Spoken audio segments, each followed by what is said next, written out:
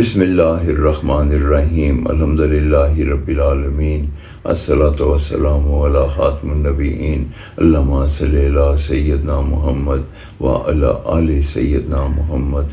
السلام علیکم ورحمۃ اللہ وبرکاتہ۔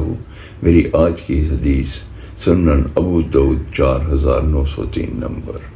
امام المرسلین خاتم النبیین حضرت محمد صلی اللہ علیہ وآلہ وسلم نے ارشاد فرمایا کہ حسد نیکیوں کو ایسے کھا جاتا ہے جیسے لکڑی آگ کو جلا کے راکھ کر دیتی ہے۔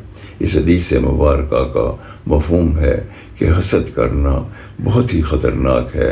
وہ انسان کی تمام نیکیاں زائل ہو جاتی ہیں، اس طرح زائل ہوتی ہیں کہ جس طرح آگ لکڑی کو جلا کے راکھ کر دیتی ہے۔